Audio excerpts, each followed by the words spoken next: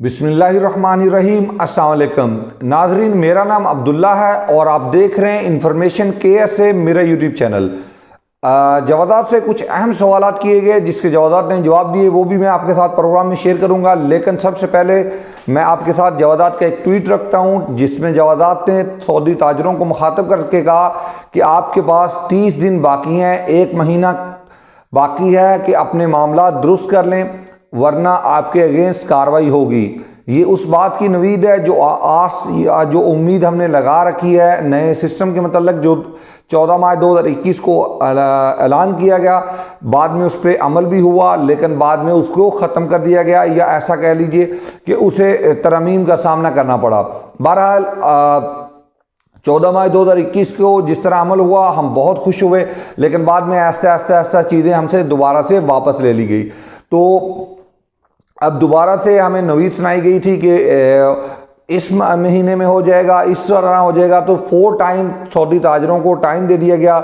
हर बार time ख़त्म होने के बाद एक नया टाइम जारी कर दिया जाता था कि इस टाइम पे आप अपने वर्कर्स के साथ डिजिटल कॉन्ट्रैक्ट कर लें। अब इसमें दोनों तरफ मुश्किल थी।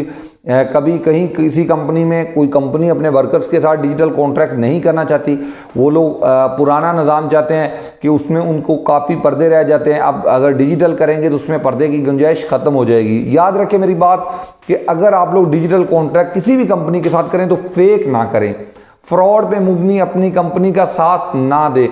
अगर आपकी कंपनी आपके साथ फ्रॉड पे कॉन्ट्रैक्ट करना चाहती है तो आप उनको क्लियरली बोल दें, एब्सोल्युटली नॉट। ये लफ्ज़ आपने बोलना है कि मैं ऐसा हरगिज़ नहीं करूँगा, इससे ममानत है, इससे मना किया गया, मैं नहीं करूँगा। अगर आप अपने दोस्तों भाइयों के साथ भी मेरी वीडियो शेयर करें तो ज़्यादा बेहतर रहेगा कि आप एक साथ कहें कि भाई हम फेक कॉन्ट्रैक्ट नहीं करेंगे।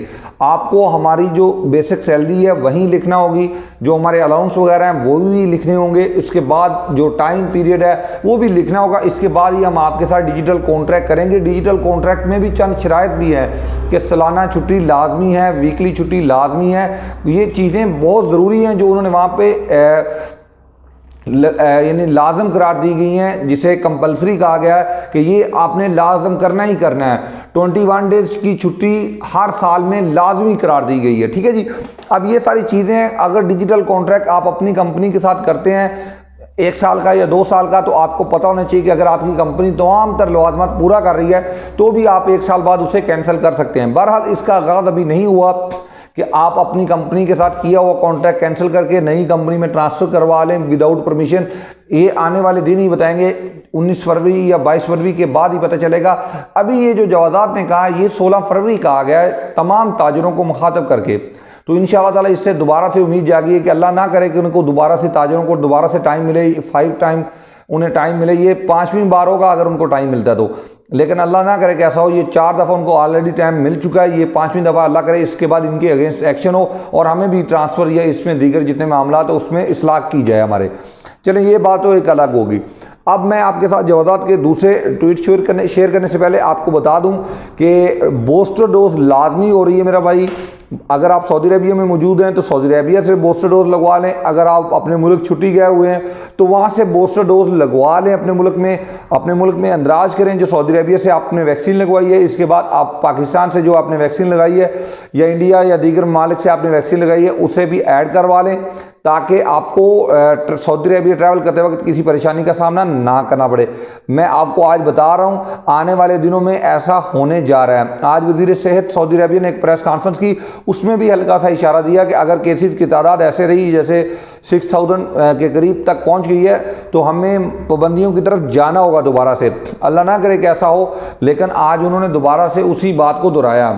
अब आपसे शेयर करते हैं जवादात के चंद एक अहम ट्वीट जो रीट्वीट किए जवादात ने लोगों के सवालों के जवाब दिए। सुल्तान यासर नामी शख्स ने जवादात से कहा कि मेरा ज़ाती मुलाजम आमर मंजली जो कि मुझसे भाग गया तो मैंने उसका बलाग हरूफ दे दिया। कल उसका खरूज नहाई लगा दिया गया बलाग हरूफ कैंसिल करके। तो जवादात ने इसका जवाब दिया कि जवादात नहीं, ये तरहेल का काम है, तरहेल ऐसे ही काम करता है कि वो एग्जिट को लगाने के लिए उन्हें हरूफ को कैंसिल करना पड़ता है।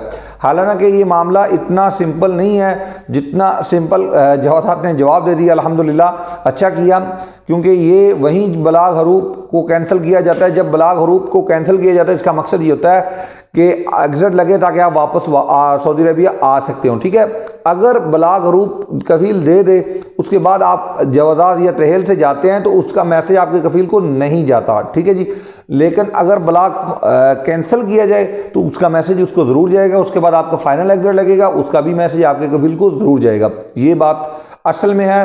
बहरहाल जवादात ने इसका एक खूबसूरती से जवाब दिया, हमारे लिए तो कम से कम अच्छा ही है। नबील नामी शख्स ने जवादात से सवाल किया पासपोर्ट के मतलब कि पासपोर्ट की डेट तारीख कितनी होनी चाहिए, उसमें टाइम कितना होना चाहिए कि खरूजोदा वगैरह के मतलब। तो जवादात ने इसका जवाब दिया कि चाहे खरूज नहाई या खरूजोदा, अगर आप इस खरूज नहाई या खरूजोदा का वीज़ा जारी करना चाहते हैं, अजरा करने चाहते हैं, तो आपके पासपोर्ट में कम से कम 90 दिन 90 डेज टाइम होना चाहिए। ठीक है जी, यानी 90 डेज आपके पासपोर्ट की म्याद, आपके पासपोर्ट की मुद्दत होनी चाहिए फाइनल एग्जिट या एग्जिट री एंट्री लगाने के लिए। चाहे आप एग्जिट री एंट्री लगा रहे हैं 15 दिन का, तो भी आपके पासपोर्ट में टाइम होना चाहिए,